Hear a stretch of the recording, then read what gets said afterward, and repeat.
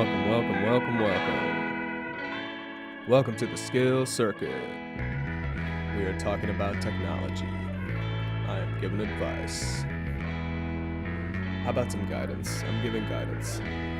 Don't worry about me, I'm gonna make all my enemies cross field in my sight. I take a BS situation, gonna make it right. In the shadow of the darkness, I stand in the light. See, it's our style to keep it true. I had a bad year, I'm going through. I've been knocked out, beat down, black and blue. She's not the one coming back for you.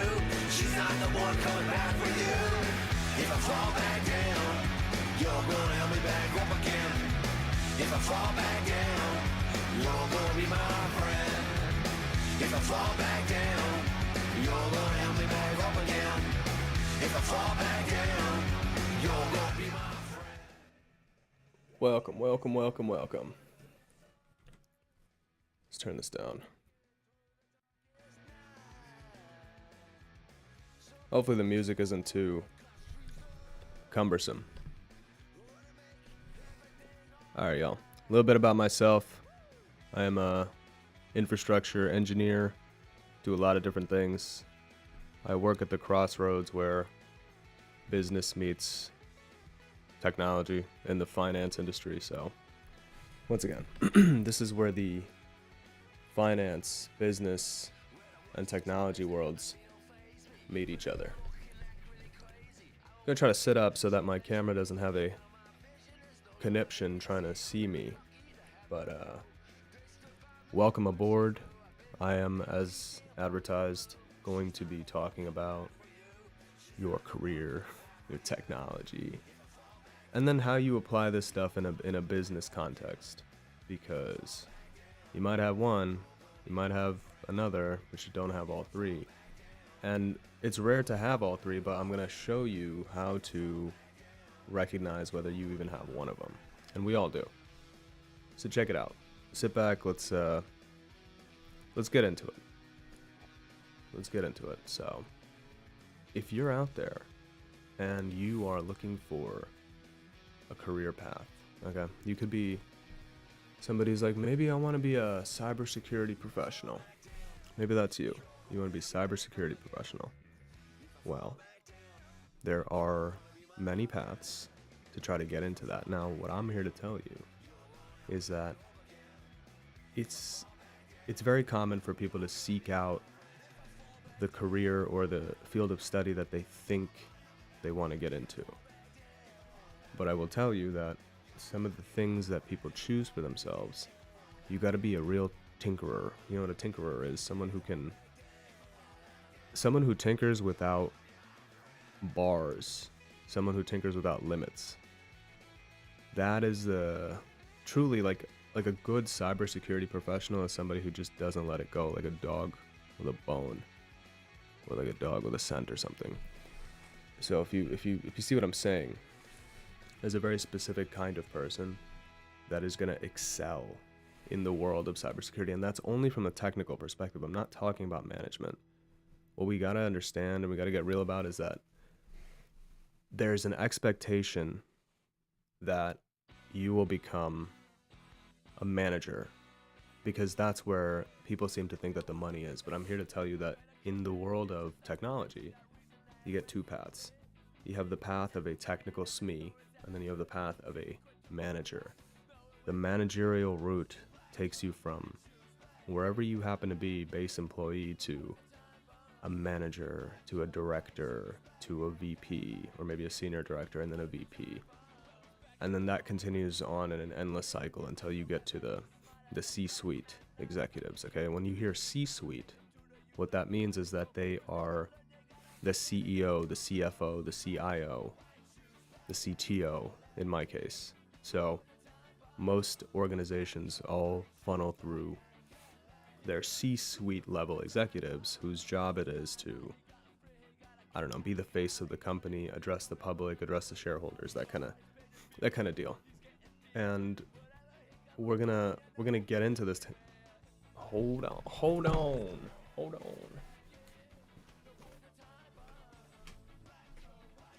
Stop.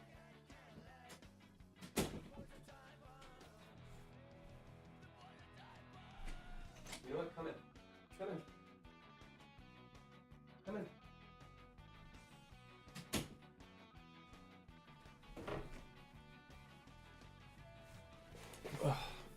Yeah, you saw the sweatpants.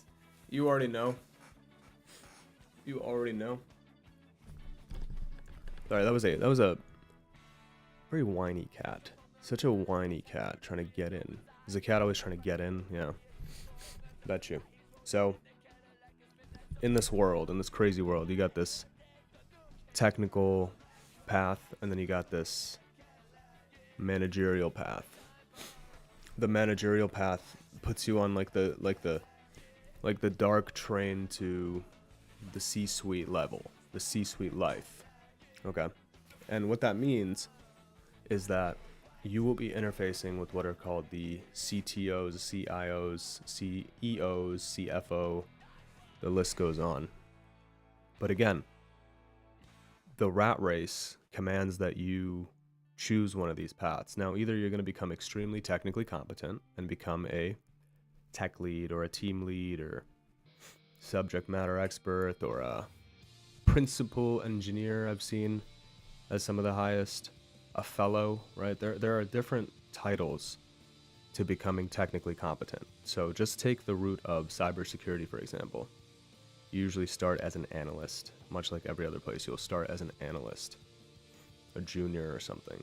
And the progression goes that you maybe stick around, have enough assignments that matter, and between the 0 to 5 year mark, you basically get a choice if you're a competent person. If you're just struggling and falling off the rails, we have classes for that. We can help you, but the truth is that that's a different category of person. We're talking about somebody who is rising and they get a choice. You get the sublime choice. You're like, wow, I'm actually decent at my job, and I now have a choice between whether I want to go down this managerial route or if I want to continue to be something called a tech lead.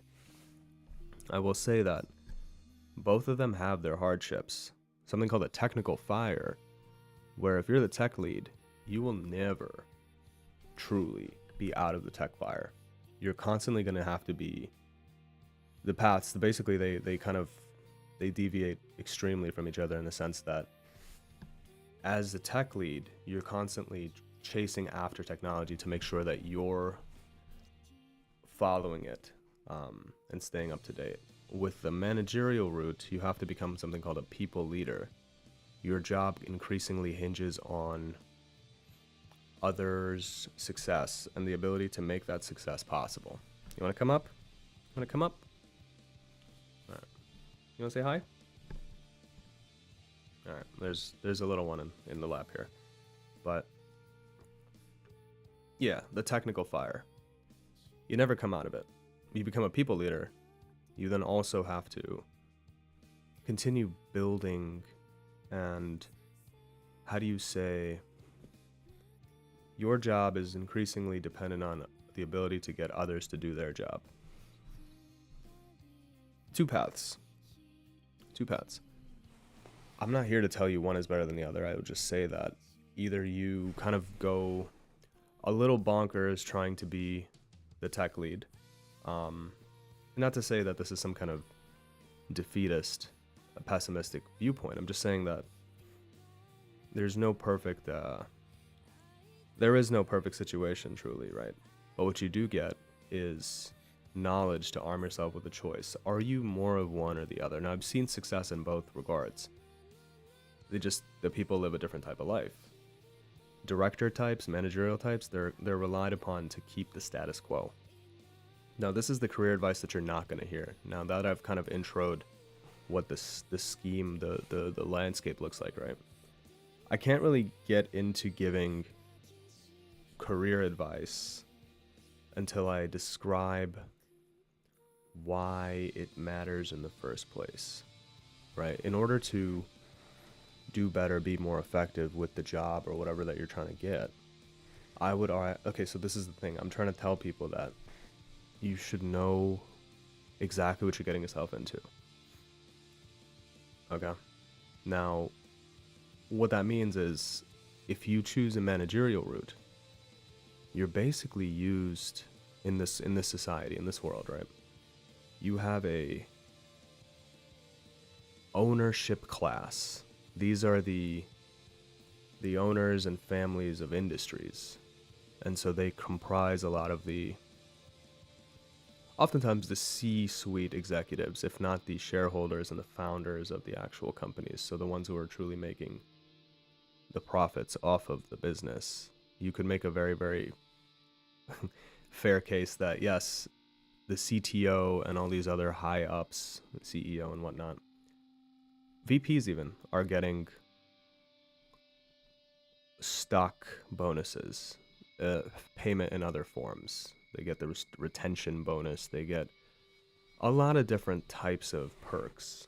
Basically, like a good, like a big old good job for, once again, pushing the status quo. Because this is what having a job in one of these industries really means, is that you're doing the job that you were meant to do. You were put on earth to do. Okay, since we're being very polite and respectful about this, should you have the need to go get a job, which many of us do, you're going to have to go work. And in order to go work, you're going to need to be part of a system. Now, what isn't part of a system, right? Now, I'm teaching you how to be effective within these schemes. If you've decided by all means that like that's not for you, or that you have nothing to do in that system, then hey, all power to you, whatever that means. I am speaking genuinely to those who are truly in this world without a choice. You are at a pinnacle of your life. You're at the apex. You're at the apex of your life in terms of decisions. Where am I going? Which way am I going to go? This could be like, what is my field of study? What is my chosen field of study? What trade am I going to get myself into? A lot of people are asking about that, right? This is why this is important. You're signing up to do something, and so when you choose the field of study, you have to put the time in to recognize what makes you go. What makes you go? What makes you go? Not what makes your cousin go. Not what makes your stupid best friend go. Not what makes your dad go, or your mom, or your uncle, or whoever, fucking Ricardo from down the street. It's not about these people. It's about you. If you have a hard time answering the question, what makes me go? What is my reason? What's my, intrinsic motivational value? Where am I getting it from? You can't answer that question. You have to sit down and try. Okay, what makes you go is going to actually help you make a faster, more expeditious decision about your future.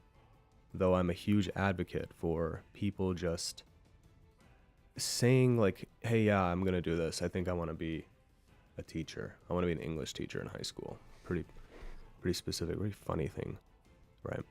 But what you get instead is that I think there is power in both. There is power in both of these options. Option one, you take your own word for it. And you say, okay, I'm going to go become a supply chain. I'm going to study to become a supply chain logistics manager. My nephew said this to me once. I asked him what he wanted to do. He was at that pinnacle. He was at that position of deciding what he wants to do or how he wants to do it. And at the end of high school, you have to pick. Right? You have to kind of, your whole social, everything hinges on whether you know what you're doing or not. Think about that. I mean, when I was in high school, it was a very long time ago. It was possibly 300 years ago that I was in high school. But when you're there, you're like, your whole value is derived from this idea that you either know what you're doing. It's all based on like the measure of confidence and what society measures as like acceptable behavior after high school. What you don't realize at the time is that you are making certain decisions about not your whole life, maybe some, but you always have a chance to course correct. And so you can walk out of high school like, yeah, I'm going to be a supply chain logistics manager because I looked up in 2025 that is the path. That's the way to do it. That job ain't going nowhere. I don't know about that. I really don't know about that. Having been in, once again, at the pinnacle, the apex of all these industries, whatever that job is that I just said, like, yeah, it sounds like it could be around, but I don't see there being I don't say they're not being a computer or something. I'm not even going to call it AI. A computer system, a regular software. You know, you got to realize there's software, which is manual. Like, I'll open a software and I'll use it, and then I'll close it, and that's manual. But that's really powerful stuff. Technically, we're all using software right now. Then the next layer of it is like automation. I have to do less. Maybe I'll click a button and something will happen 30 times. That's automation. It's less manual. Somebody has to manually make the automation and then probably push the button for automation, but that's the second layer. Now, AI gets to a different point of it, right? But we're talking about regular shit here. There are jobs and things that are going to be taken and have been being taken for the last 20 to 30 years simply because of software solutions. I'm going to give you an example. If you're a guitar teacher for 20 years, and maybe you even use the .com bubble in the early 2000s, 2010s, COVID even, to get your shit off, to get your business going. And one of those big pieces of your business is that you really know, or like we're really good at making like chord charts and diagrams and tabs and shit. And like everybody loves your tabs. They love your style. But then 2025 or whatever rolls around and somebody vibe codes an app called Chordly, which is like a one-stop shop for everything that this bloke was doing. You see what I mean? Like you have to recognize that it's all software. The same mechanism that let you, let's say it's 2000 and you're in a cohort of 20 guitar teachers and you all teach guitar in some fucking place, right? And you're all doing this thing. Now, .com bubble happens, and so you're the smart guy of the group and you're like, okay, let me take advantage of this. Let me go ahead and put my business online. Unlike these other jamokes, I'm going to put my business online. And what you've done is use the power of software or web-based applications hosting a website. And you're like, all right, so my scheduling is no longer over the phone, you jamokes. My schedule is through my own or a software-based solution. Back in like the 90s, it would have been some guy made an app or a web app that lets you pay your bill on time or something, you know, whatever. The guitar example, it's like scheduling, right? I got like a basic Excel or like a table for all my clientele, and that was a game changer back then. And what you've done is use software to boot out like half the people, if not all of them, who aren't doing the same thing as you. What we are seeing is simply just a repeat of this, okay? So very important that you understand what the landscape is. If you are at the pinnacle of a decision, right, between the crossroads of your life, you're a young person, you're trying to decide where to go with, I don't know, your decisions, your field of study. It could be trade school, it could be field of study. I think you need to figure out what you're passionate about. Obviously, this is very obvious advice.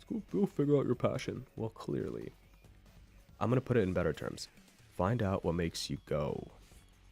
Not to the bathroom. Find out what makes you go. There's a level of, how do you say, tinkering, right? You tinker, and you want to get really good at stuff. There's things that you just can't let go. For the life of you, won't be able to let go of these things. There's certain fixations. These things bring it out of us, right? I'm asking you to tap into what that fixation is and really explore a career path that can accommodate that. Now that's one path of it, is like involves just thinking. And this could be just going for gen ed. Go for gen ed until you've learned a little bit more about life, please. The second path is the following. Just pick the supply chain logistics manager or whatever the actual hell you thought you wanted to do, okay? Go do that and learn the other way, that you have to kind of go through the cycles to realize why something isn't going to work. I'm equally an advocate for that path. You see what I'm saying? Either spend the time to get to know yourself enough to pick something. If you got no resources or time to mess around, be strategic. If you are riding somebody else's dime, or that you're doing things out of obligation, like going to school and choosing something because you think it's what you have to do with your life, you got money to burn in a sense, right? More than somebody else. Go through the motions. Figure out exactly why that thing that you conjured up, that you looked up and said, that's safe, that looks fine. The landscape not going to be the same. From when you did that search to a year, 2, 3, 4 years from now, like, sorry, bud, it's not going to be the same. So, what are we talking about here? Well, the basics here are that know why you're picking a certain industry or field of study, first and foremost. Very critical.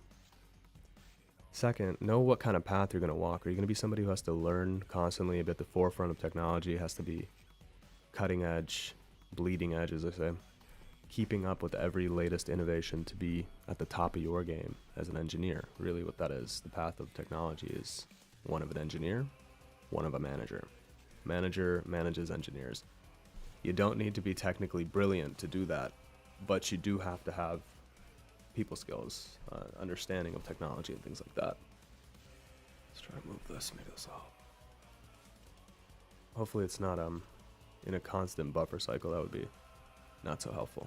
But yeah, you know, you got this, you got these choices, and it starts with recognizing those choices.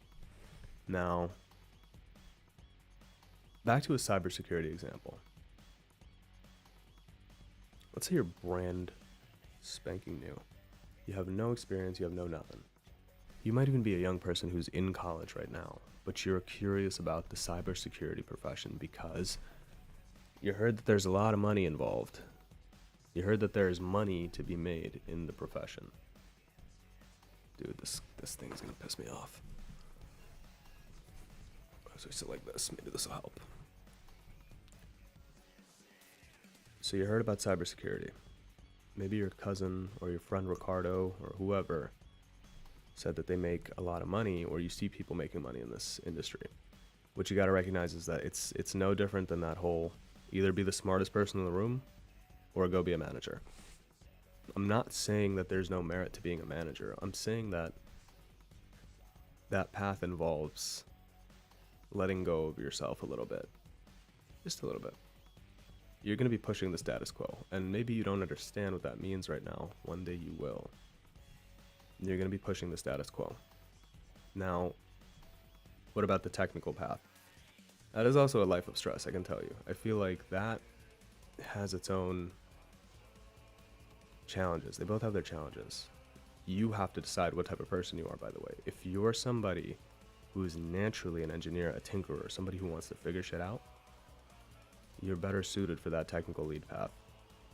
If you are not that person, but you have confident in your natural abilities to coach people, you could be a manager. Okay? Knowing what that means, by the way. So either you're building the system or you're managing the people who do it. Either way, you are part of that system. So we say that, and we say all this with the weight of our statements. Pretty evident for everybody to hear. The weight of our statements, it's there. What I'm telling you is that if you are going to be somebody who has to and needs to and should and wants to get a job or needs one, you should listen to this. There are ways to get this done. Now, let's talk about the cybersecurity example. If you're brand new, there's something called security research, aka bug bounty.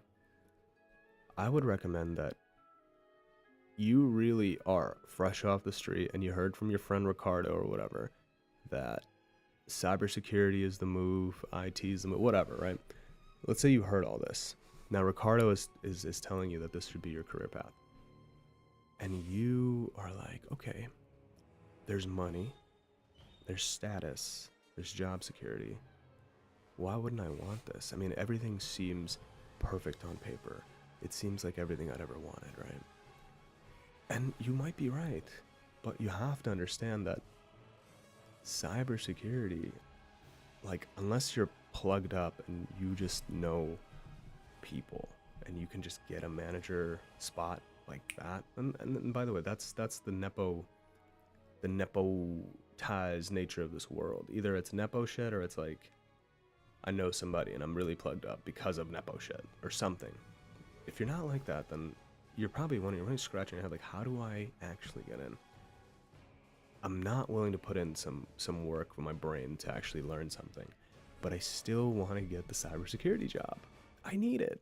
You're gonna have to either know somebody, you're gonna have to be a bona fide manager somewhere else. That's probably the best way to break in without any kind of nothing, right? Certificates are one thing, but certificates are truly just like, certificates to me are a way of proving to yourself that you yourself are committed to actually learning on the job.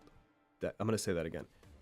The acquisition of certificates in the IT world is purely for you to prove to yourself that you are even willing and capable to learn these concepts in practice on the job. They do nothing else. They do nothing else. I think they actually kind of fuck people up because you absorb all this information to get the cert. And chances are you went and got a bunch of them. And all you've done is inundated yourself with a lot of information that when it comes to job time and actually doing the thing, you're going to be like, what about all that information I learned with my cert? Furthermore, it's one thing to be confounded by information that's not going to help you. What's going to happen next is that you're actually going to be presented with a true technology or business conundrum. And that certificate is going to be so fucking useless to you. It's going to be so useless to you because you spent no time figuring yourself out.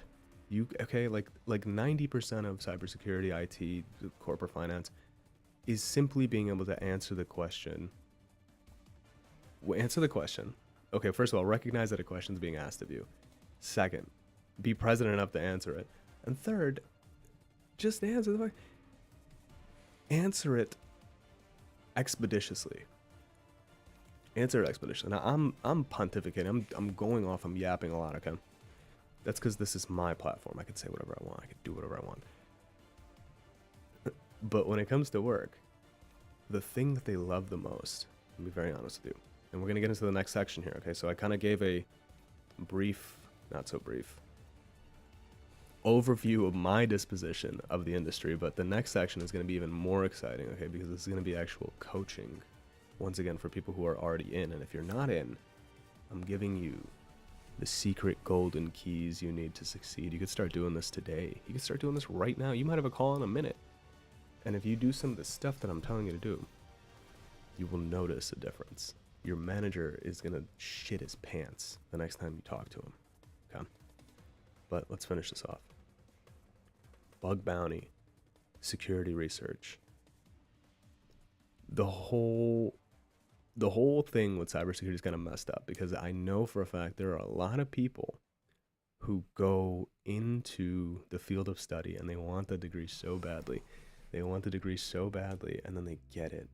And they'll even get an internship. They'll learn everything. But they just don't know what the fuck is going on. They don't know what the fuck is going on. And then they go on to become like directors and VPs who continue to not know what the fuck is going on. But they're at the mercy. They're at the mercy of these things that they refuse to learn because they chose the other path and not that path. So either you're the person who's like on the hook for fixing everything, or you're the person who's on the hook for like, I don't know, making sure it doesn't break in the first place. So once again, an intro to my disposition on the industries, finance, technology, and the business that fuels both of them. My role is to be the liaison between what is considered the world of business and the world of technology. I have to be a master of both. I cannot be just one or the other because the situation, depending on the audience, will command that I speak one way or another. Either I'm tech head, which is the technical lead position. Now, this is what I was kind of getting at with this whole, you pick one or the other, the manager or the tech lead. In my situation, and the situation that I would like to build for others, you get what I would say, the sublime choice to use the best of both worlds. Use the best of both worlds. So, what does that mean? That means that you get to be a people leader and influence change and decisions, but you can also retain your status as somebody with hands on the keys. Now remember this, managers typically do not have access. Now, it's not always the case. You're going to have a lot of places where managers have access and they can do stuff. Oftentimes, all they're doing is maybe looking at a sheet of people's names. Where are you at? What are you doing? Are you continuing the status quo? That's the gist of a manager. And those who are good at their job basically can bring the best out of people, despite people realizing what the odds are and how they're stacked against them. A good manager will basically make sure that you're always good to go. Take that how you will. A good manager will always make sure that you're always good to go. That is their job. Their literal job is to make sure that you are not unhappy. So, look at me. Look at me face. You see what's happening. You see... I heard something the other day, and tell me if this is true. One of these guys was like, oh, you're giving me hair envy. And I thought to myself, oh wow, that's crazy because my hair's up. And that was nice. It was very nice because I recognized what he was trying to say. He was trying to give me a compliment. It was 7 o'clock in the morning. He was trying to give me a compliment, which was very, very kind of him. It was a VP type. And he made a comment about how it's very hard for him to stand out because he has this starter pack: bald, Caucasian, beard, glasses, quarter zip. You see what I'm saying? It's interesting when you don't stand out. You literally blend in. Now, the problem with that is that you could be a literal bum off the street with a quarter zip on and have this haircut. And you could also be the CTO or whatever, the VP. Also look just like this. And people will tap you on the shoulder or whatever and be like, hey buddy, how are you? And then they'll realize, like, oh my god, it's not even him. I just bald discriminated this fool. Watch out for it. Why do I bring that up? Well, it's funny to me. It's funny to me. You want to stand out and you want to be unique. You want to be recognizable, but it's not always going to be achieved through your looks.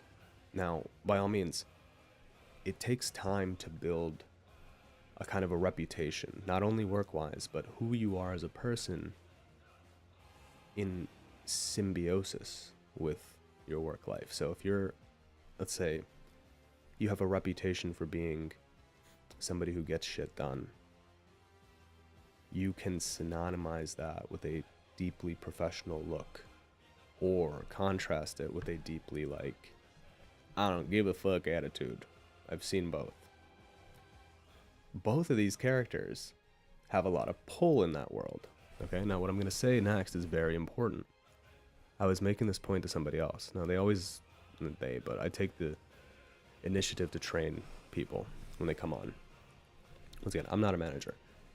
I just like to take on the roles because I see that there is an advantage. This is probably what keeps me useful.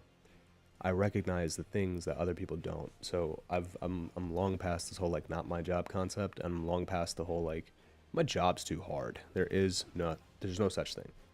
You have to figure it out to the point where you can get stuff done. Now I'll give you an example right now. I'm gonna be working later tonight. Will I be streaming? Probably not. I'm gonna be doing overnight work because as an engineer, here's the rub. When do you get to actually work on stuff? When can you actually do technical work, like break fix maintenance work, when people aren't using that shit. I.e., I'm going to be doing maintenance work on things, so we have to fix things when people are not using them. And so what that does, it kind of balances out the time. You have to balance out the time because you're not going to get that time back. I sure as shit am not going to get that time back. I'm going to be expected to work 3 days in a row, starting in 12 hours, less, 8 hours. It's going to be brutal. I'm going to be hands on the keyboard. You see what I mean? So, what that means is that I have to balance out the time. Now, I appreciate that because I feel like I'm in a good spot where I'm gaining much more than I'm losing, i.e., I'm gaining more than I'm putting in. I'm getting a nice return on investment when I do this type of thing. I feel like it builds my professional capital, etc., etc., etc. Okay, so why do I bring up this example? Well, you can be doing a very good job, the best job on your team. You could be the best of the best of the best. But there's something very, very interesting about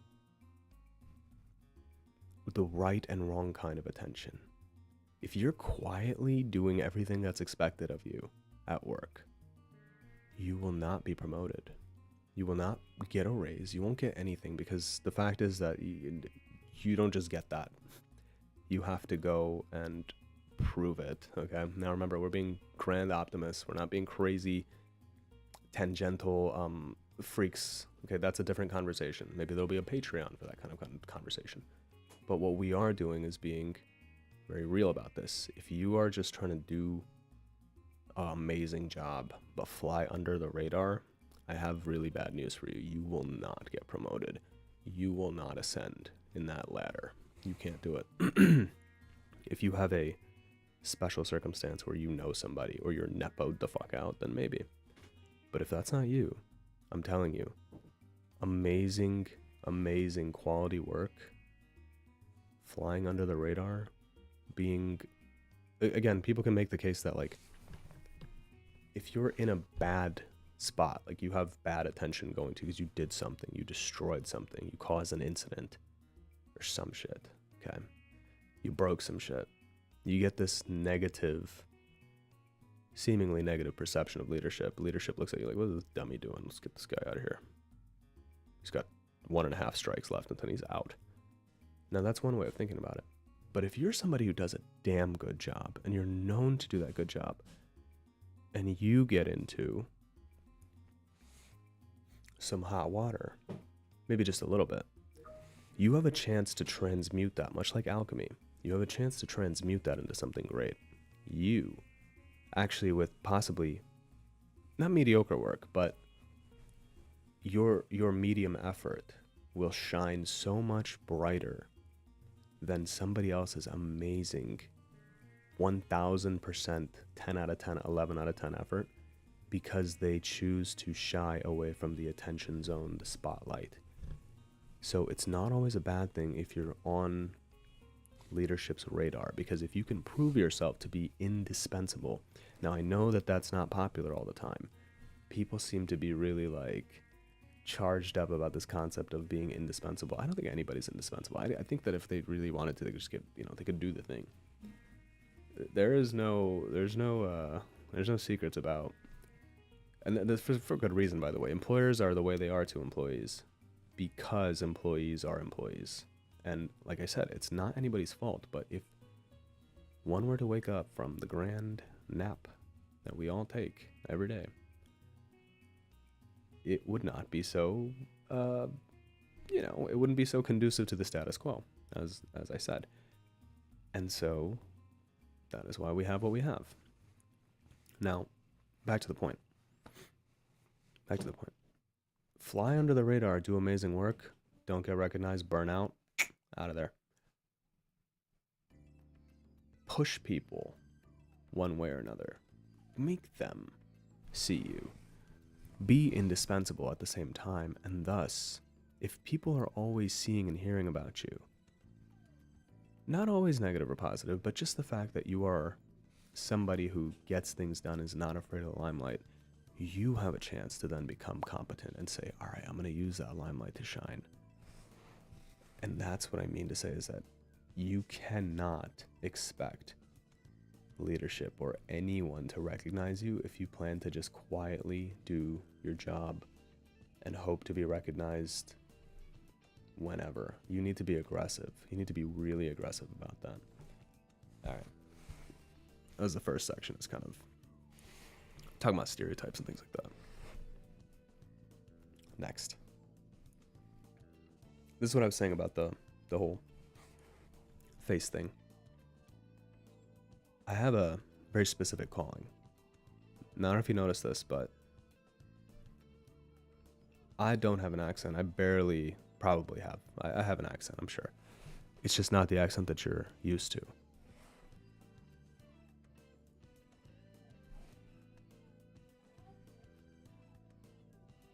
Oh shit. Okay, hold on. Hold on. Let's see what's up. Oh, she got the chair. I bought my wife a chair. It's very big chair. So I hear from the outside, oh my god, the whole family can sit on this chair. So let's see how that does for everybody involved. Hey boss. Did you want to have like an house party on this thing? Shit, that's a big chair. Oh my god. Dude, this thing comes up to my thighs. Holy shit. Sideways. I never thought it would be that big. That's crazy. Is there room for it back there? Yes. Oh, this is perfect. Nice. She's sitting crisscross. I don't even need it as a chair. I could just use it. Nice. We're already talking about not using the chair. Yeah, man, that's cool. Like I said, Hello, are you trying to have like a bleeding attack? Oh, hell no. I think that popped out. From where? From my pinning. You pinned it here? I have many. Don't touch them. I have many. No, don't touch it. I just got this right. So I don't need nobody coming in here criticizing my sheet game. But thank you. I would have died if I sat on it or stepped on it. Okay. Break, by the way. Okay, cool. Well, I'm taking the break. I'm due for a break too. Listen, guys. Hard work cannot fly under the radar. They'll ignore you. They'll absolutely ignore you. Bless you. They're gonna ignore you. Here's another thing while I'm at it. Set hard rules and boundaries and stick by them. That's advice to myself, if you cannot tell. Alright. Before I walk away for lunch, and yeah, lunch is important, let's talk about one last thing. Dialect coaching is not hard. It has less to do with the accent and more about confidence in what you're trying to say. Okay? Speaking should not be a stressful thing. You should be on the cusp of tears from laughter when you're talking sometimes, because it's that fun. Now think about like a little kid, a little 3-year-old, somebody who can speak but is not developed enough to actually know what's going on. They love talking, they love chattering, they're so enthused by the sound of their own voice, and that's what I'm asking you to do. If you're truly confident in what you got to say, you will feel good about saying it. It'll feel like a nice meal coming out of your mouth. It's reverse. To my Indian, Pakistani, South Asian, 3-Rab, MENA, to all my immigrants, to anybody who comes out the gate with an accent in the face or whatever, I will help you. Okay? We'll watch some TV together. We'll watch old Kill Tony. We'll watch the new shit. The new shit sucks. We'll watch old Kill Tony, and I will teach you how to speak with confidence, and I'll teach you how to be like a C-suite killer. Okay? You want to be able to verbally beat these people down, and they want to be beaten down. This is another thing that's very important. Before the break, I will impart some more wisdom to you. The levels of CTO, VP, SVP, these people do not need a friend. Much like the pickup artist game or like the manosphere will tell you these people are not looking for a friend. These girls are not looking for another brother or another whatever, okay? Let's just be real. The CTO and the VP and the SVP and all these motherfuckers, even your manager, to some degree, if he's trying to play the game pretty heavily, they don't want another friend. You know what they want? They want somebody to slap them with the technicals and then get the fuck out of their face. That's what they want. Slap them with the technicals and get the fuck out of their face. That's what they're looking for. They're not looking for somebody to Humpty Dumpty Blumpty Bumpy Bumpy for 30 minutes on end saying nothing. They want to cut to the chase. They want to get to the rub and then out. You can train yourself to do that. Now it's like you have to have an example, right? You have to have like a true scenario where these people they're like on the move, because again, they have to shepherd the flock. They have to shepherd us to make sure that we don't deviate from the status quo. That's their job. It's their job. Oligarchs in this country will tell you that's God-given. So they have to do that. They are the managers of the resources, us. All the while, they do not need another friend. They don't want to be pandered to. What they want is somebody who understands what the fuck is going on and can get shit done. The sooner you can become that person to these people, the better off you are. You have to learn the tricks of the game, and it does not come at sacrificing yourself. Like I said, you can be pretty fucking happy and enthused with yourself all day, command the respect of your peers, be a funny guy. I mean, you know how many jokes I actually have to say, don't fucking say that? Not because I'm worried, but because I don't want to give the people too much. I don't want to give the people too much. Look, this guy's asking for a peer review. We're going to do it right now. So you guys can watch as we do this. Let's turn out the music.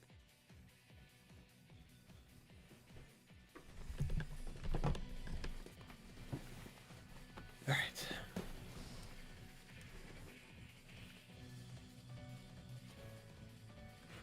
Yeah, this will probably be interesting to explain. So, in the world, in this world of computer stuff, right?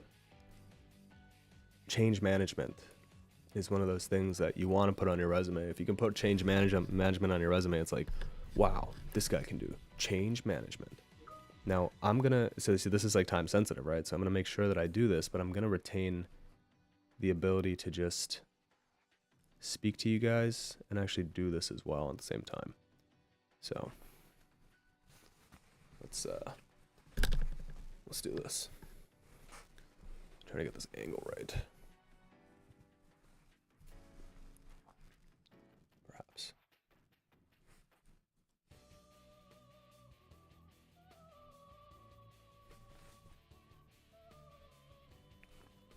All right.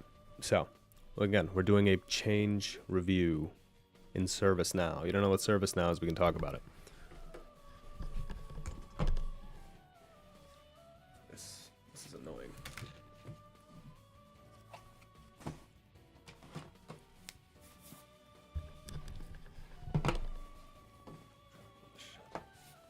Very important to get your desk space cleared before you do anything. Alright, let's do this guy's thing and then we'll go get some lunch. How about that? Change management. Very interesting. Got to get approvals. It's basically high level, something called paperwork. I'm going to start calling it paperwork. So he's going for this, he's going for that. This, that. Moderate, high, 45.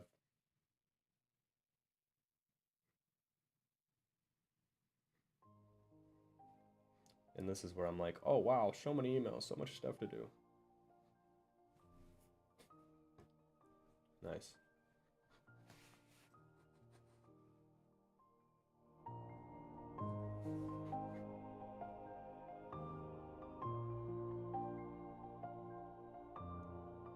Come on, buddy.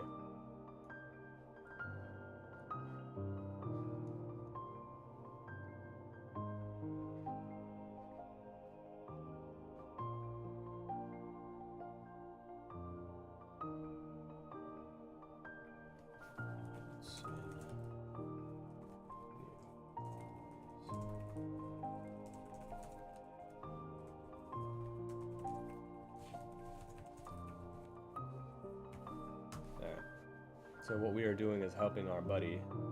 Only choose the impact applications. Okay, great. God, man, I could do a whole fucking 6 hours on ServiceNow. Would you guys want that? People want in the chat if you guys want a ServiceNow breakdown. I will show you exactly how to use this thing. Use the hell out of it. If you want a ServiceNow breakdown, I'll do it. I will help you. That's why I'm here. This is why the Skill Circuit is here. Make sure you follow, subscribe. Check out the Skill Circuit. We do a lot of different stuff. Now, usually I'm teaching guitar, but you gotta understand that I'm doing a lot of different things every day. And I go to the gym, which we'll try to show you later if we can figure out the stream settings. So I want you to stay with me while I try to do this change review. Enjoy the music.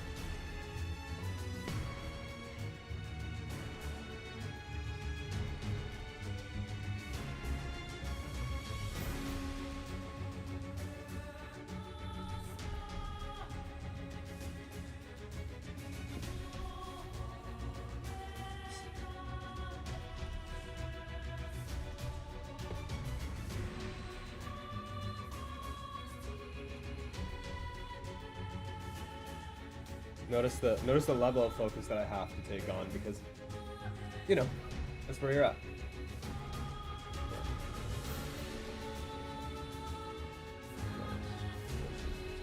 Interesting. So somebody beat me to it. Look at that.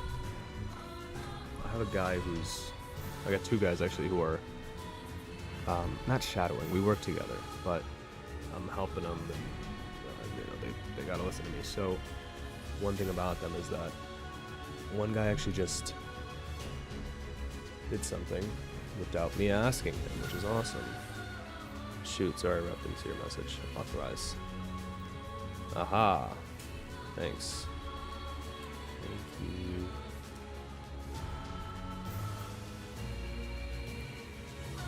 Good, good. See, this is what I'm saying. If there's anything else. Look at them. Work calls. If I can't do any changes, we're ready to go. Nah, you're good, man. I got the other guy asking me questions too.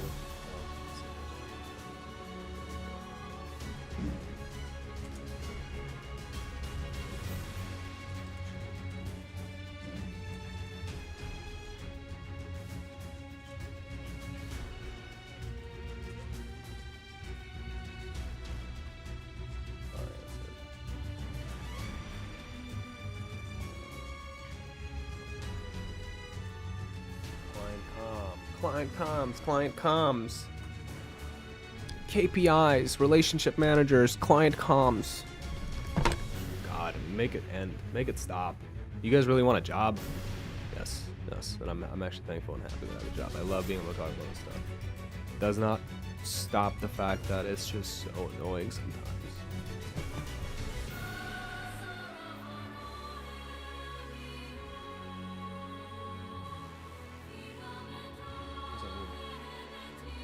Every message I open is of course.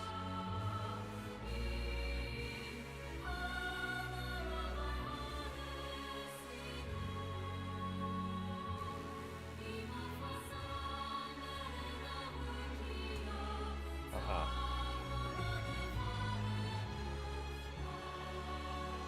Alright, Joe. Let's take a break. We'll be back. We'll be back in full motion. Let's write a note.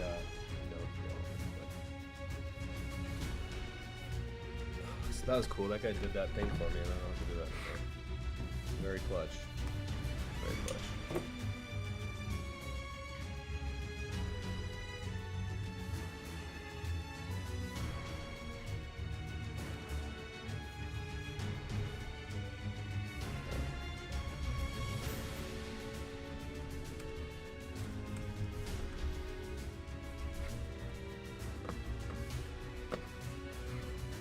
Wrong mouse. I'm using the wrong mouse.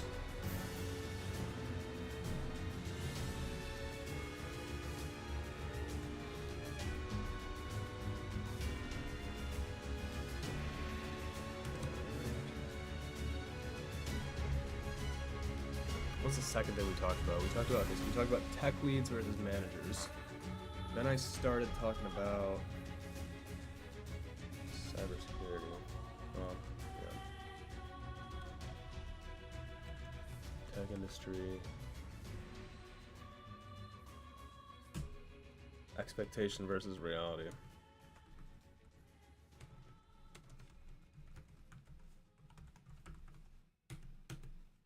Next thing I talked about was standing out.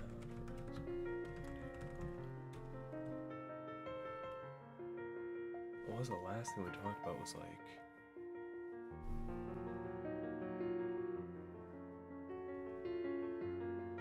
yeah, alright, cool.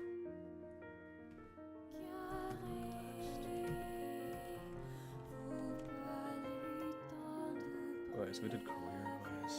We're gonna do another one. So we did this, we did that.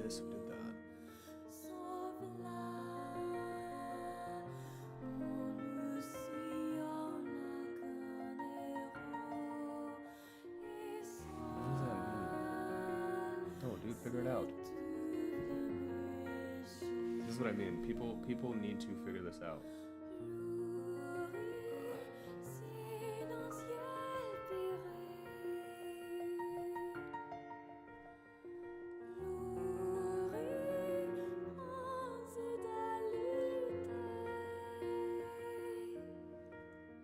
Oh, what is this guy talking about?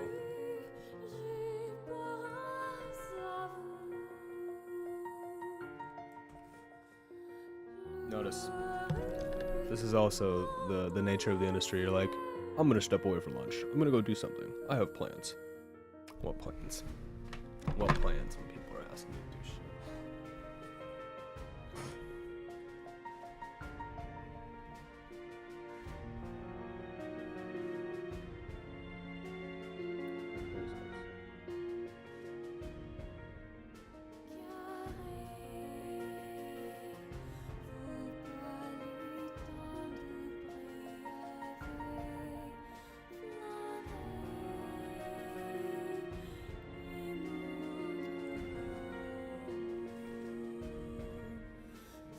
I see the work notes.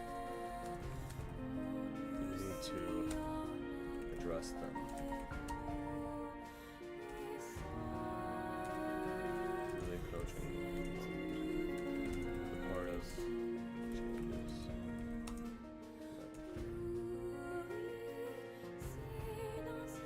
Trust me. This is the learning part.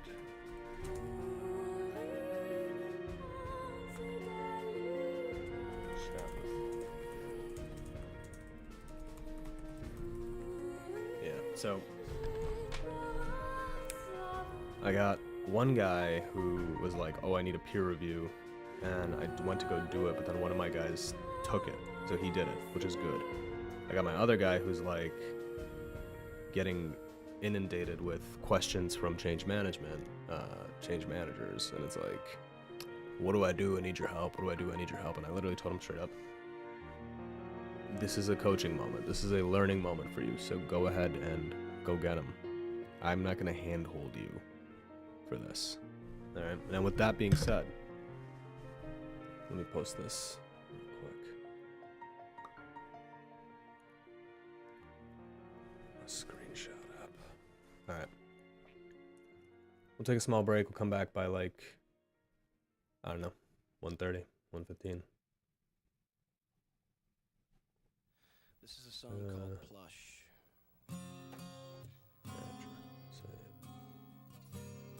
Save.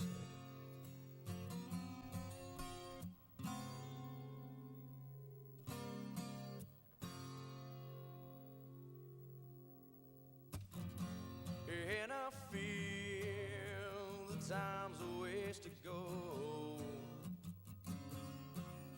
So where you going to tomorrow? And I see that these are lies to come. Would you even care?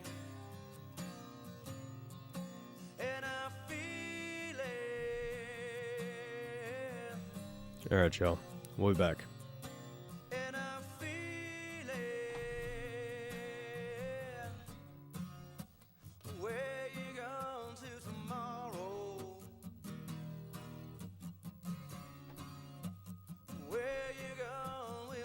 mask I found. And I feel when the dogs begin to smell her. Well, she smell alone.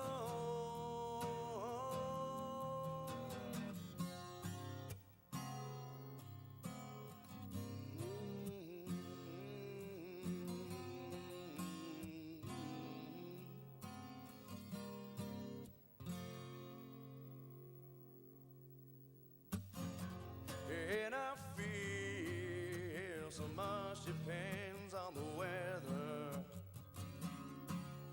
So is it raining in your bedroom? And I see these are the eyes of disarray. Would you even care? And I feel it,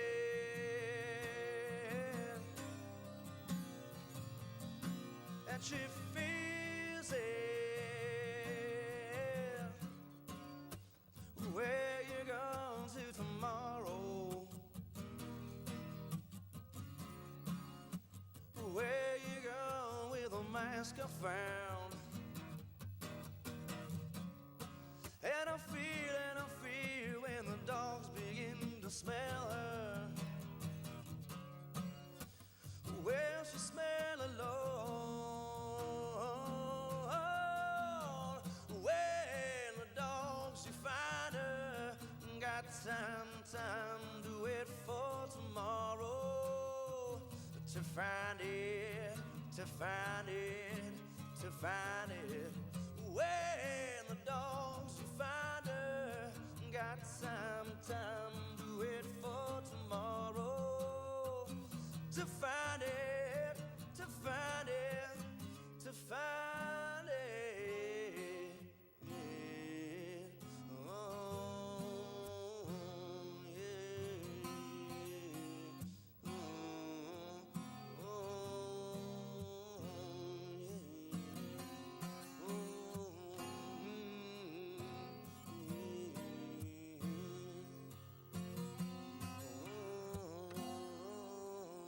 yeah.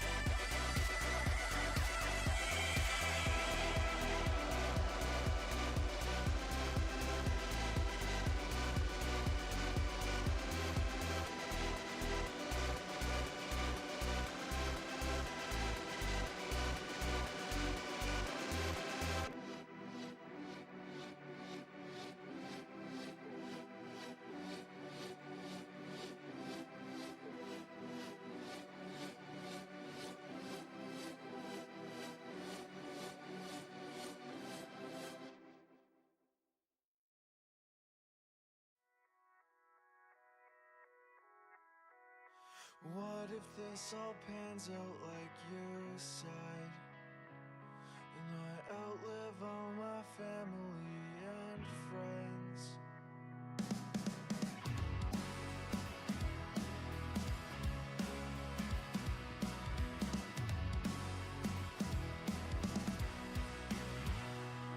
What's up? Well, nothing much. I've been losing touch the past few months. It's all at once, or only for a moment. You love the smell of the smoke until it got in your clothes. I've got some skin that I won't ever show. What if this all pans out like you said, and I outlive all my family and friends? And if they don't reach out, we'll never speak again. Well, don't let it get to your head, but where else would it get? Take a picture, cause it lasts longer than your brain. I've got a photographic memory, but each picture's of your face. You start believing in ghosts, now you just haunt broken homes. I've got some skin that I won't ever show. Short end of every wishbone. What if this all pans out like you said? And I outlive all my family and friends. And if they don't reach out, we'll never speak again. Well, don't let it get to your head, but where else would it get?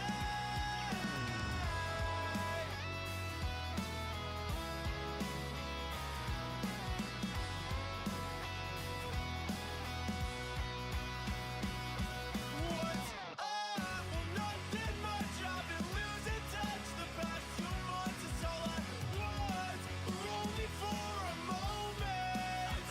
And how the fuck do you show tough love? I'm not that tough, I can't take much. Is it just my love? What if this all pans out like you said? And I outlive all my family and friends. And I can't believe I'm doing this again. When every day's a new means to end. I never got used to it.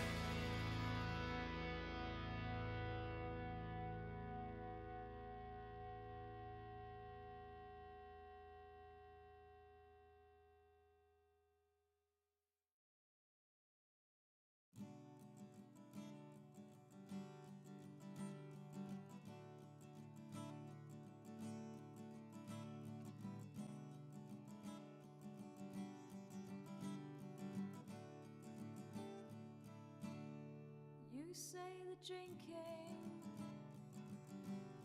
is better than a woman, and you say that thinking takes too much time. Well, God save your children, should you have them? For to you there's nothing if there's no wine. Oh, oh, oh, oh, you have so much more. Oh, oh, oh, oh, where has your time gone? Oh, oh, oh, oh, where has your time gone? Oh, oh, oh, oh, you have so much more. You sing like an angel, your voice melts my heart,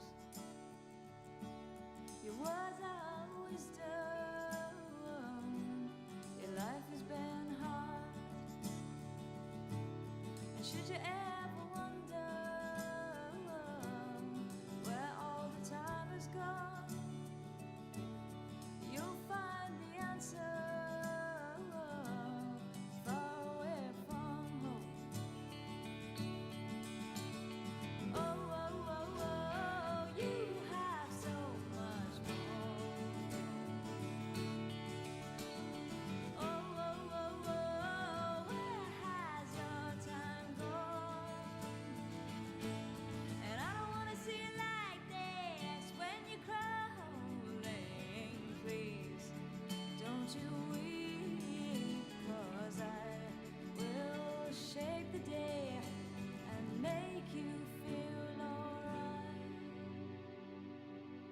Don't you say the drinking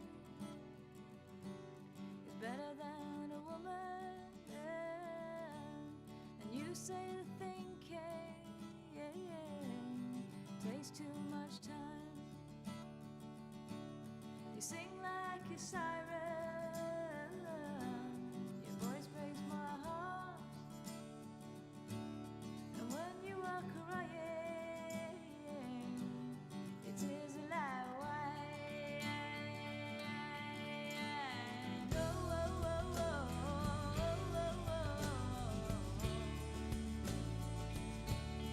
oh, oh, oh, you have so much more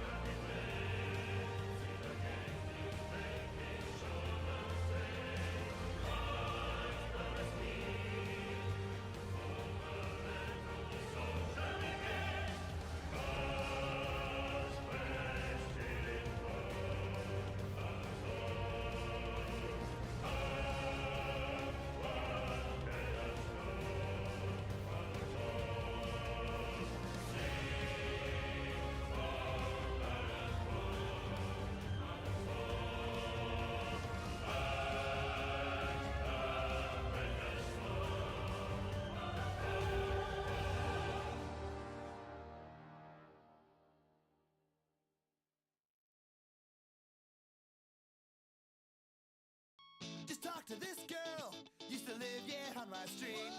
After all these years, you're here, and you remember me.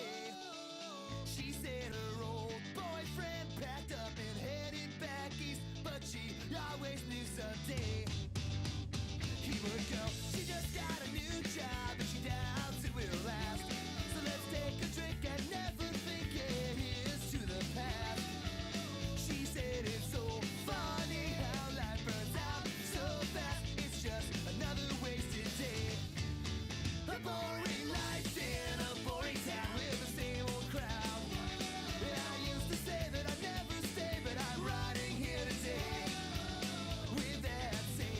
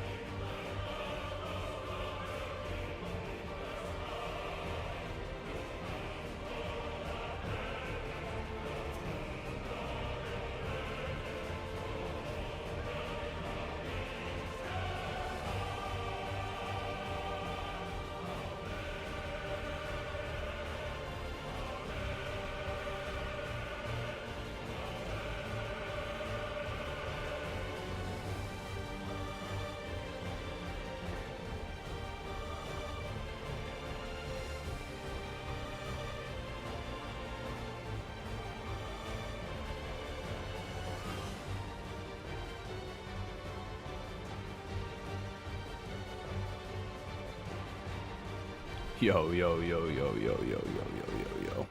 What is up? We're so back. So, check it out. I left you, but I came back.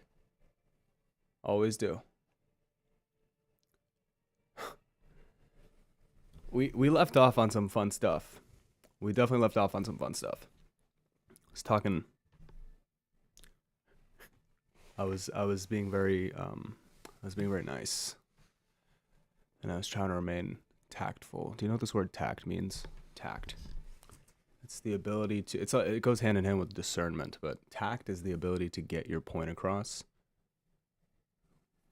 without with starting as few fires as possible. How about that? That's tact. Try to put my password in with one hand. Don't look at it.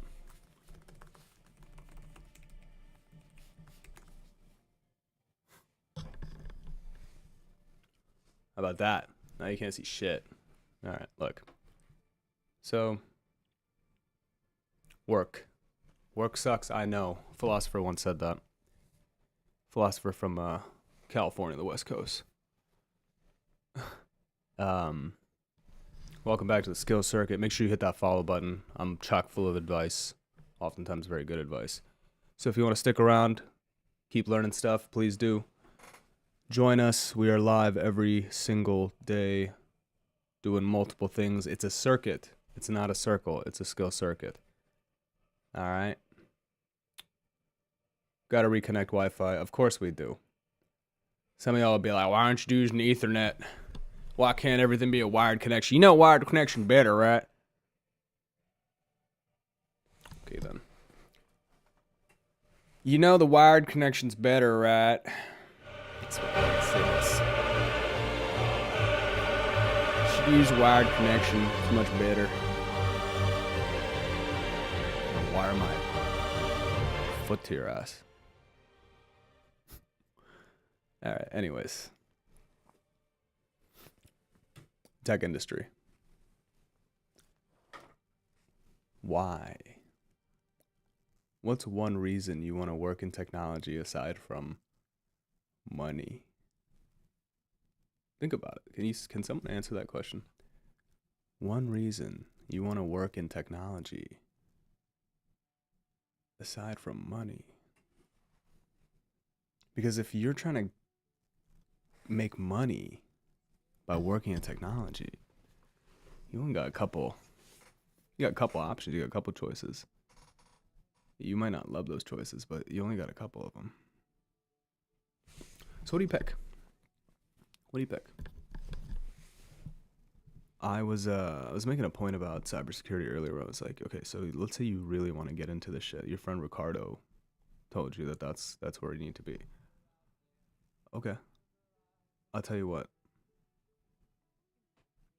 Go do a bug bounty. Go read what a bug bounty is. Can you, after looking through that, right, and actually learning what that is, can you actually honestly tell me that you want to be a security researcher from the start? We already talked about certificates. The certificates are just a way for you to prove to yourself that you're even committed to the thing. Certificate's a nice way of saying, like, yeah, you know what, bro? I have committed to learning on the job, and that I've also committed maybe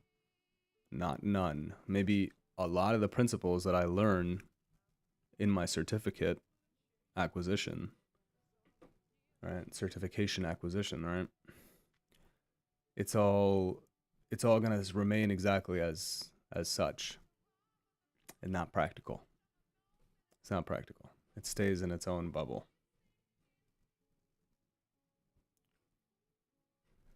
I just gotta sign in again. I gotta attach an email to another thing. I mean, you know how they talk about, like, I want a job that I can just open Microsoft Outlook on and fuck off all day. It's never that simple, my friend. Either that job was in 2022 and it was meta and now those people are all gone, or it's more like you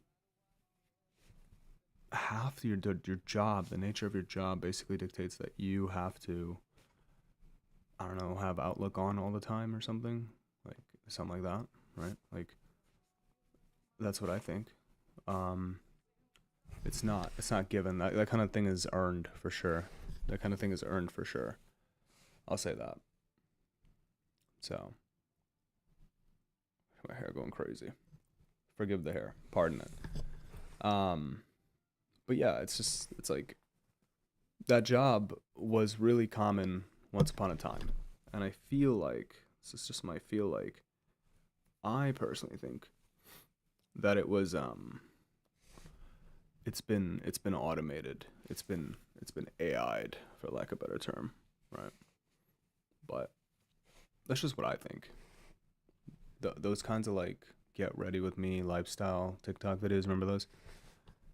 They're gone. Well, maybe people still do them, but they're gone because shit changes. No better way to prove it. So, anyways, cybersecurity. You're a young buck. You want to go for it. You have interest from the outside. I want you to go look up what bug bounty is and try one. Try tutorials. Just see if it's for you. Seriously, no bullshit. Try it. See if those bug bounties are for you. That would be my recommendation. Be honest. Alright, forgive me while I try to figure out this haircut situation. Now, I'm in the market for an actual haircut, believe it or not. This is not sustainable, as you can clearly tell. It looks kind of crazy, and it's all contingent on how well all this is kept. So you can imagine that if this is not kept up with, the whole thing starts to look like a certain somebody that you might have seen in pictures, but apparently I'm not gonna make that comparison. It's been put out there. So anyways, I don't think he'd be working in fintech if that were the case.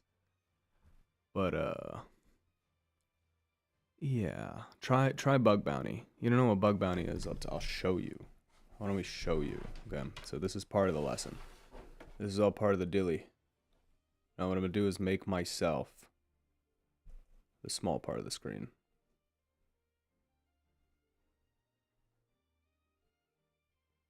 Try to. Before I do that, let's add a screen capture.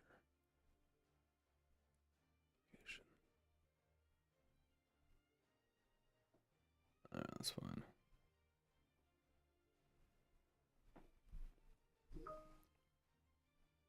Bug bounty.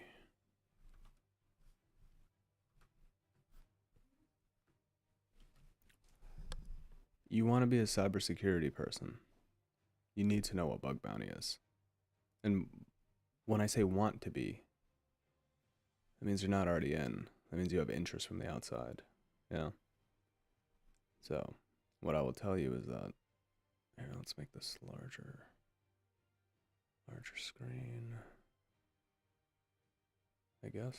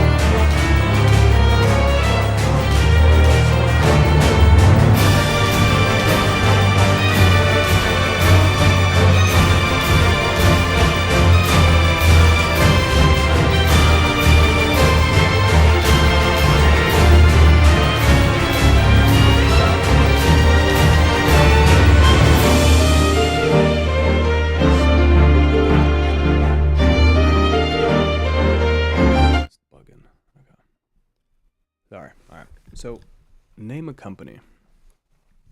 That's not, Tesla or the larger ones, but let's just say that this company needs software, clearly. And furthermore, let's say it's a company that makes software for other companies. Remember, this is a type of company as well. In this whole landscape, you have people who buy software, and then you have people who make software, okay? Now, if you buy software, this conversation has little to do with you, but you can still pay attention, and you should. If you make software, then this conversation has everything to do with you, is what I'll say. If you are in the camp of people who make software, what happens is that if you sell that software to customers, you are constantly trying to patch it or make it better and release updates. You've probably done updates on your computer or something at some point. So you understand that without updates, your computer is not healthy. Okay, well, that same philosophy kind of goes towards people who make the software. Now, if you can use an analogy, any software that is created is a lot like an apartment building or a room or a house or some form you want to imagine, okay? Bug bounty is the idea that in a house, you need to lock all of the doors, okay? In software, you must also lock all of the doors. Bugs are like little holes, or termites, or broken latch, faulty, jiggly handle, whatever real life terms you want to use to apply a bug bounty or a bug within software is basically like that. It needs to be reported. So if I live in a hotel, okay, if I live in a hotel, this is crazy. So let's say I am staying in a hotel and I have seen a number of open apartments, open doors leading from the outside of the building in that should be secured. Let's say there's a garage door that's just fucking wide open, okay? Or it's a little less drastic and it's more like you're walking through the hallway and you see that a doorknob just isn't even there. There's no doorknob, it's just a door. It could probably be pushed open if you tried. You don't try because you're just walking through. Okay, that's the idea. You're in the same hotel scenario, and let's say you are, I don't know, the back door that you usually need a key for because you're a resident, right? You're a resident and you have the rights to go through the back door, and you have a key. Since you have a key, if you open it from the inside, that's great. Anyone can open it from the inside. You're a resident. If you go out and try to come back in, the door is locked. Okay. How do you prove that you're allowed to go back in? Well, first you have a key. Cool. Now let's say that you come back from a walk one day and the door, it's not wide open. It's not wide open for anyone to walk in. It's simply not locked. Okay. Who didn't lock the door is an example of a bug bounty. Very specific, like who didn't lock the fucking door. But what I'll say is that bug bounty can be as simple as, why was the door left unlocked? It could be as simple as, what happened because the door was unlocked? And if it was nothing, then all you have to do is articulate that nothing happened. So now run it back to the software example. If you have a piece of software that's written, let's say in haste, I'll give you a really good example. Why is there so much bug bounty out there? Well, there's a lot of AI coded slop out there that people are running in what's called production. If you ever hear production in one of these high level IT situations, just know that it's serious and shit's hitting the fan. That's what I would say. What is this? Alien incident. So we need to attach something or other. Yeah. All right. Where is your email, my friend? Where is your email? In the sea of emails, you miss it. You lose it. It's like, all right. All right. When in doubt, by the way, don't ever start scrolling through your emails. Just search the person's name. You gotta follow that one. Anyways, we were making some serious traction with that. I think I know why. I think Outlook hasn't been updated in 5 days. Here's a real life scenario. I'm looking for a very specific email in my inbox. Can't find it. I can't find it. Why can't I find it? Look at the bottom right corner. Outlook hasn't been updated since 7/31/2026. Sorry, 7/21, 7/29, or 7/31. It's at least 3 days. Of course, the email is not going to fucking be there. Right? Now, the reason I bring that up is because sometimes when you understand the terms like software, web security, that kind of thing, the ABCs, it is as simple as I didn't read the bottom of the screen. Or if you audit code and you go look at something and you're like, this is a top 10 security vulnerability. This is like taking the wrapper off the food before handing it to the customer, if that's the type of restaurant you run. See what I'm saying? Like, it's really easy. Also, as easy to be like, now do a write-up of what you did wrong. Okay, here's what I did wrong. I didn't unwrap the food before giving it to the customer. Once again, in that kind of restaurant. in this fake restaurant where a restaurant unwraps food and then has to give it to the customer. That sounds like one of them kitchen nightmare restaurants. But, you know, I'm chock full of examples. Bug bounty. Something to understand. You have to be able to wrap your head around this and explain it in a simplistic fashion some way. I mean, maybe I didn't explain it as simply as I think, but I think I did. I think I did a pretty good job. Because the fact of the matter is it's so complex at times. People can make it complex, but it's actually very easy. The less you know, the better objective lens you can use. I genuinely mean that, by the way. And here's what I'm saying. If you spent 20 years as a programmer, right? Decorated war veteran type programmer, you develop biases to not only your own discipline, but like your work. And not only your work, your business, whatever the thing is that you sell or make money through, that's what you know. You know that really well, but you don't know everything. And so you become, I think, the reason for like security vulnerabilities in a weird way, like because you're so embedded, so nestled into it that, yeah, like you become the source, the cause, but like you become a cog in that machine.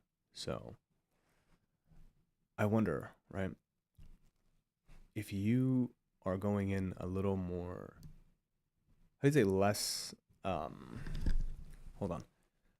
If you go in with less information about these things, right, less of a bias, I would actually state, and I would say this, less of a bias actually helps you because you are more likely to approach it like a user, okay? Why is that important?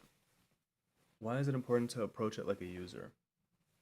Well, I personally think that if you continue to approach things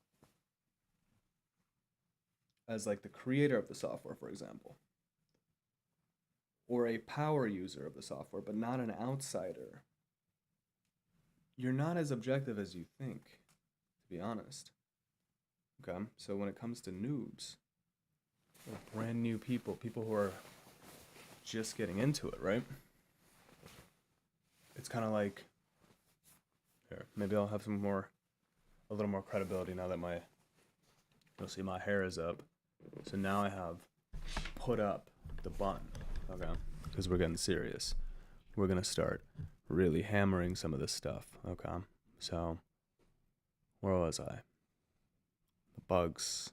Understand the bugs. Be able to explain it a certain way. Another thing I'll say is that if you don't immediately wrap your head around this type of thing, then cybersecurity can be kind of interesting because it's highly automatable, and not only just okay, maybe not automatable, right? That was kind of the challenge. Security, I want you to think about this, and we have to start from the beginning. We have to start from the beginning. If I'm gonna do all this, let's actually do this. I got the time. Why not? Let's check chat here.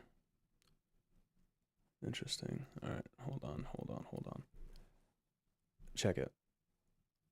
I want to start at the beginning, because if I'm going to yap my ass off about all this stuff, right, then you guys probably need to see something a little more, how do you say, introductory. Okay, because I think that's kind of what I do a lot, is I can simplify. I don't know, people told me this. I don't say this about myself, but people will tell me that I can simplify complex concepts. So going along with that, what I will do for you is we can walk through, where this all starts, if you ask me. An example that we can use is your laptop. Okay? Your laptop is just a machine. A machine is just a collection of resources. Resources consist of CPU and memory. Okay? Everything your computer does is basically the combination of the memory and the CPU working together to run many applications. These applications can be the shitty ones you see in line version, and they can be applications that have full-on bubbles and touch features. And I mean, think about it. It's like a touch UI McDonald's style computer, and then like a Linux terminal. It's called a command line, right? They're worlds apart, but they do the same thing. So you have to understand that everything down to my computer, my phone, your phone, every device is exactly that. It's a device, okay? Now, since it's a world of devices, those devices are all a collection of what? Resources. Processors and resources. Processors process the resources. The resources in this case are memory. Memory, aka RAM. Okay, RAM stands for Random Access Memory. It's also a Daft Punk album. Random Access Memory, okay, refers to your computer's ability to run programs. Okay, the CPU handles that memory and tries to optimize and run in a background fashion. That's why if you have X amount of CPUs, aka processors, central processing units, they can package and manage X amount of RAM on the computer. So I'll give you an example. A nice, I don't know what a nice computer is, but a nice computer in my eyes right now, I think about it, I'm like, I'll say this, at work, we use 8x32 a lot, but I will give you the Best Buy example. So if work is like the Olympics, Best Buy is like YMCA. Pick your sport. At work, 8x32, 8 CPUs by 32 RAM is a good number. It's like a really good number. It's a nice score. It's actually overkill for what we do, to be very honest with you. Not anymore, though. As the app gets more complex, a server uses more, or a machine uses more. So let's like, classic example is that if you are an editor of YouTube videos and you're always doing that, and you run a MacBook Air, how long before your MacBook Air cannot sustain it because it takes up too much power, takes up too many resources. Resources require power to process and whatnot. So again, symbiotic relationship that it has. That's why when you select your home computer, you got to do it based on what your need is. So if you're a student who just watches YouTube videos and maybe opens like a Excel sheet once in a while, you can probably at the minimum get away with a 4x8. I don't know what kind of computers come with 4x8 now, but 4x16. 4x16, 8x16. I think 8x24 is common. I don't know what's common anymore, to be honest with you. I know I have 4x16 or some shit here. 4 processors. Maybe it's 8. I don't know. I don't even know anymore. But that kind of speaks to the thing, is that we are an overkill society. We use way too many. You want to talk about the data centers and like all that jazz?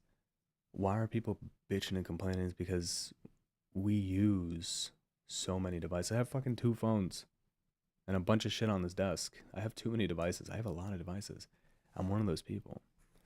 Now, I'll use work and whatever to justify it. But the fact is that we're too plugged into this world, man.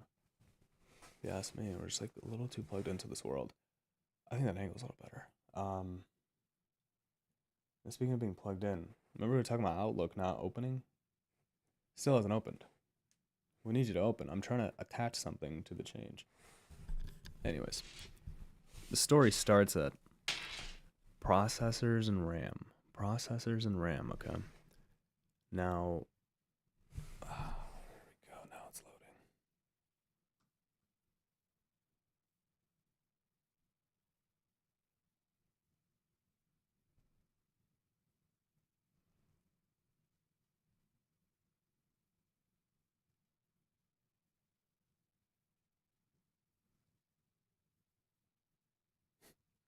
Sorry for the dead air. Even now, right? I'm using my laptop. This thing keeps trying to zoom in. It's so funny. Why don't you just chill, camera? Why don't you just chill? Why don't you just chill?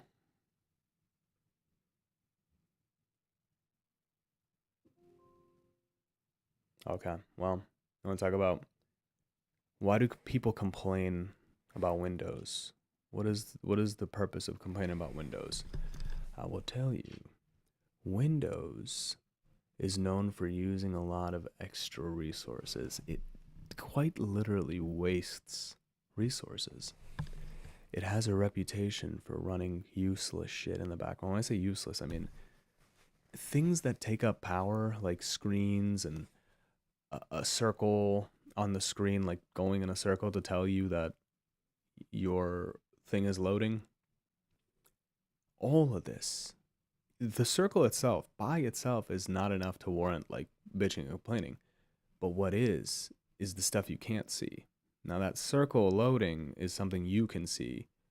It takes up resources. It takes up power on the machine. These are finite things that have to constantly recycle them, so they have to free up space.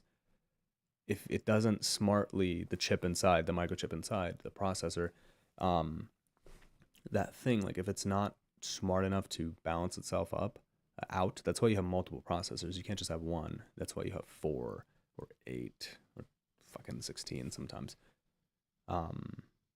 It can be hefty, but that depends on the amount of work that needs to be done. Now these chips, Intel chip, NVIDIA chip, they make the machine smarter. They make the processor unit's ability to manage these resources, the memory, a lot better.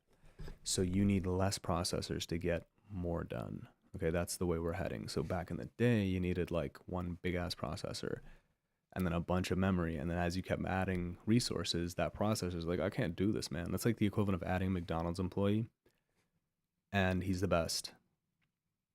But then 400 people walk in and they all want something different.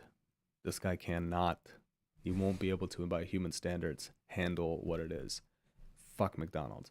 Now, this is the thing, right? The idea is that that employee cannot handle it. So what you do, you have to get more employees of that caliber. Now, if you can help it, right?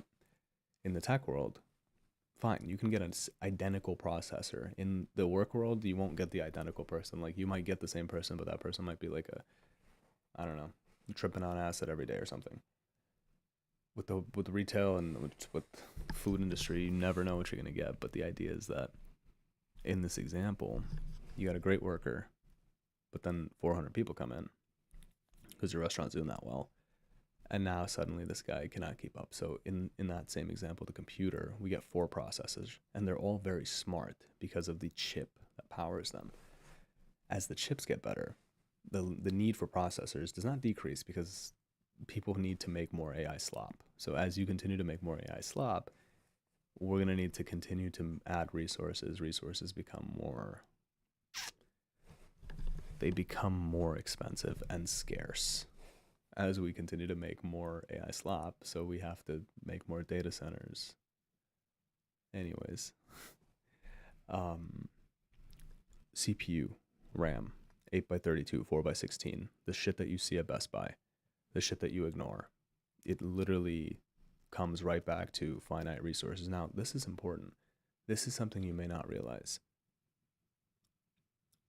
The way a microchip is made is so fascinating. It comes from something called a silicon wafer. Okay. Silicon wafer looks like something straight out of fucking Ridley Scott movie. It's a large obelisk-like thing, okay? And it comes straight from the ground. It has to come out of the material earth. In its shape, and let's watch a fucking video. Why not? Let's watch a video. I suppose that's always the best thing, isn't it? We're gonna watch how microchips are made. Okay. Let's strap in. This will be very, very interesting. Damn, dude. I don't know what my account is. No. Hold on, guys. Hold the phone.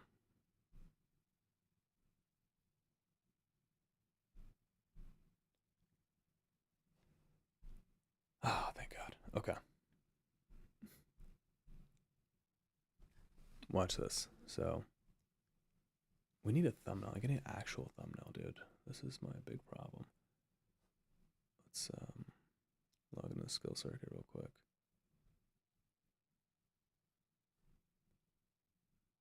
Switch account. I'd love to switch account. Dude, what?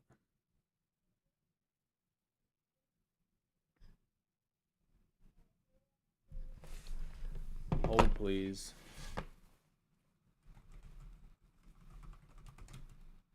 Damn, wrong password. Wrong password.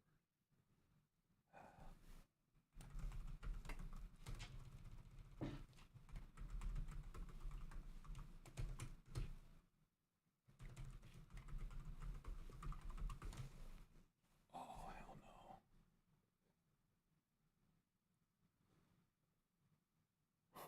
Signed into my recovery account. Amazing.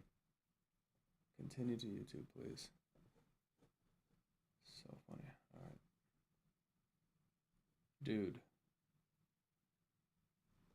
Not cool.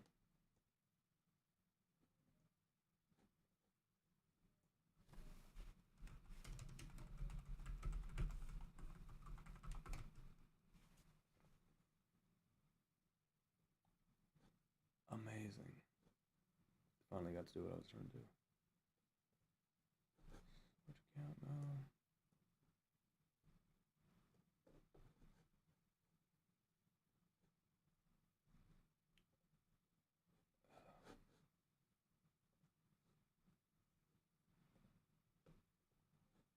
Go YouTube Studio, man.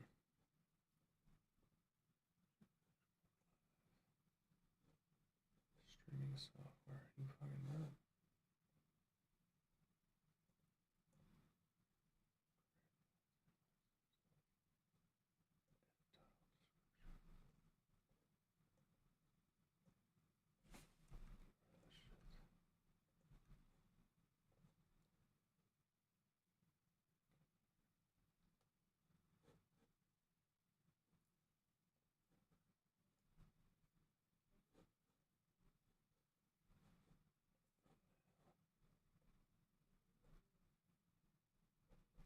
Sorry, we're gonna fix the thumbnail.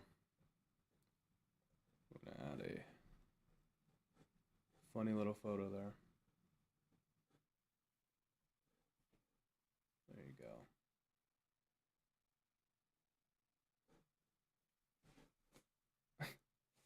I always like to do something stupid, so there you go. There's my stupid thing for today. Did it load? Did it work? Yeah, it did. Alright, lovely. So now if I switch, I want to go here. Studio, never mind. All of this to put on a YouTube video, I know. I know. It's quite funny.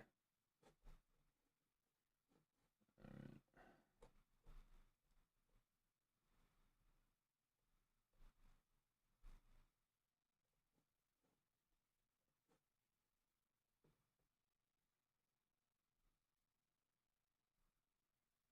There we go.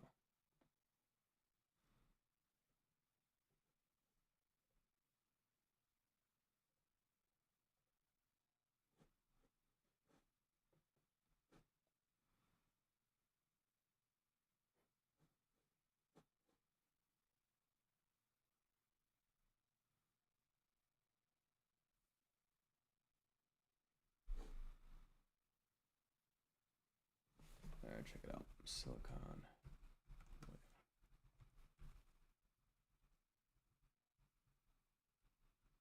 We'll start from the beginning.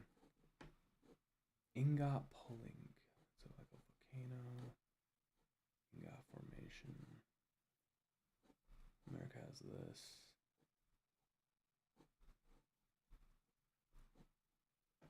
Silicon crystal. What the fuck is this? Alright, here we go. I'm gonna show you the screen. We just have to restart the capture.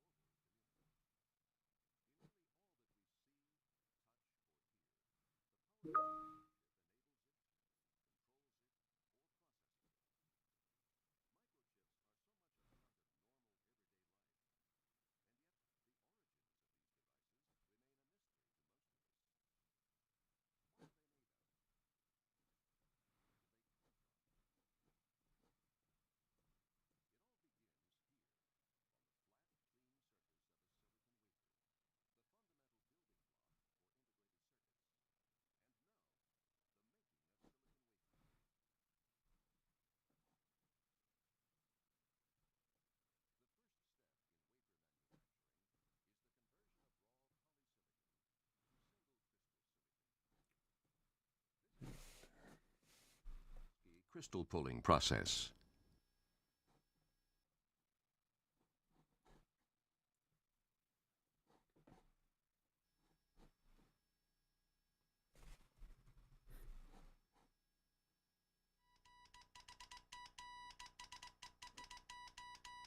As we enter the new millennium, we look back on the last 50 years with wonder at the speed of the electronics revolution, and with awe at the exponential leap in modern technology.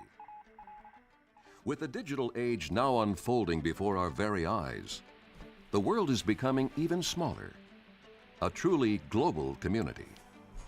In nearly all that we becoming even So, in order to illustrate the point that this is a truly digital age, they got a guy on a camel with a cell phone. We got a guy on a camel yakking on a cell phone to illustrate the point that this is a digital age we live in. Get with the fucking program. Smaller, a truly global community. In nearly all that we see, touch, or hear, the powerful microchip enables it, controls it, or processes it. Microchips are so much a part of normal everyday life, and yet the origins of these devices remain a mystery to most of us. What are they made of? Where do they come from? It all begins here, on the flat, clean surface of a silicon wafer, the fundamental building block for integrated circuits. And now, the making of silicon wafers. The first step in wafer manufacturing is the conversion of raw polysilicon to single crystal silicon. This is accomplished using the Czochralski crystal pulling process. We will use two types of polysilicon, often referred to as poly: chunk polysilicon and granular polysilicon.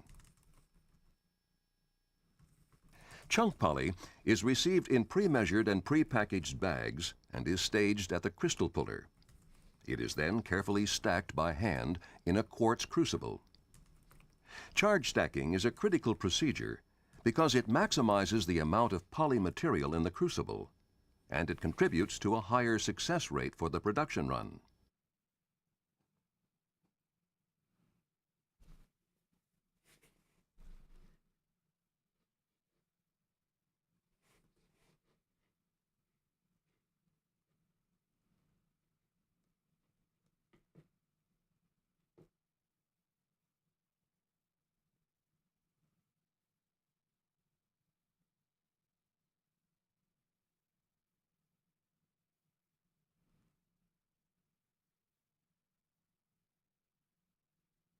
Oh, what? Silicon wafers. The first step in wafer manufacturing is the conversion of raw polysilicon to single crystal silicon. This is accomplished using the Czochralski crystal pulling process. All right, y'all. Listen to me. Duty calls, and we will be back. We will try to be back as soon as possible. But again, duty calls. Now I have to go facilitate a discussion between developer and a Windows resource. Now, what could a Windows resource want with a developer? Or vice versa. It's actually the other way around. What could a developer want with a Windows resource? Well, developer works on an app. That app runs on Windows. So when there are problems that Windows is giving the app, they need somebody to broker that discussion, both with an understanding of Windows and the app. So that is what I'm going to go do. And there's no fucking telling when it's going to end. So I will bid y'all farewell. It's been an awesome daytime stream. This has been the Skill Circuit. Go ahead and follow, subscribe, adorn, whatever you got to do, because we are not stopping. And if you want to get in on the ground floor, whatever that means, do it. We're here. I'm here. This has been awesome.